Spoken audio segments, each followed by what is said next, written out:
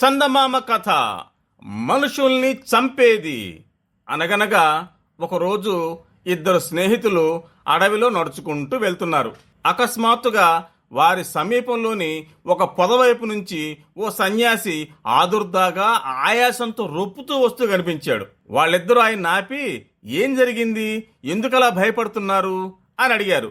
అందుకు ఆయన, అదిగో అక్కడ కనిపిస్తున్న పొదలో మనుషుల్ని చంపేది ఉంది అని భయంతో వణికిపోతూ చెప్పాడు. వాళ్ళిద్దరు కూడా భయపడి, అంటే అక్కడ పులి ఉందా అని అడిగారు. పులి కాదు, పులి కన్నా ప్రమాదకరమైంది. నేను కొన్ని మూలికల కోసం తవ్వుతుండగా అది బయటపడింది అని వణుకుతూ చెప్పాడు ఆ సన్యాసి. ఇంతకీ ఏంటది అని అడిగారు వాళ్ళిద్దరూ కంగారుగా. బంగారు నాణ్యాల నిధి అన్నాడు సన్యాసి. వాళ్ళిద్దరూ సంతోషంగా ముక్త కంఠంతో, ఎక్కడా అని అడిగారు. అదిగో ఆ పొదల్లోనే అని అటువైపు చూపించి అక్కడి నుంచి వేగంగా వెళ్లిపోయాడు ఆ సన్యాసి. వాళ్ళిద్దరూ ఆ పొదవైపు పరిగెత్తుకుంటూ వెళ్లి చూస్తే నిజంగానే అక్కడ బంగారు నాణ్యాల నిధి కనిపించింది. ఈ సన్యాసి ఎంత మూర్ఖుడు, చాలా విలువైన నిధిని చూసి మనుషుల్ని చంపేదంటాడేంటి అన్నాడు మొదటి మిత్రుడు. ఆయన అంటే అన్నాళ్లే, ముందుగా ఇప్పుడేం చేద్దామో ఆలోచిద్దాం.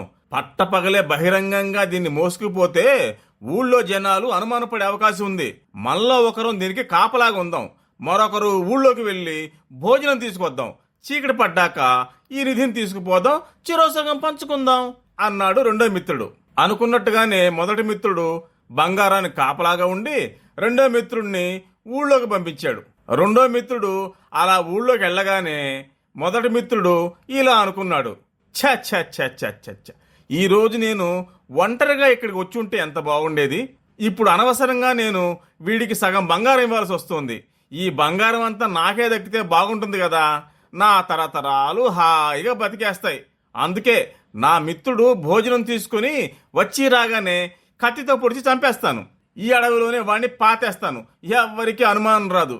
అప్పుడు బంగారం అంతా నేనే తీసుకోవచ్చు. ఇలా అనుకుని మొదటి మిత్రుడు కత్తిని నూరి సిద్ధంగా ఉంచుకున్నాడు.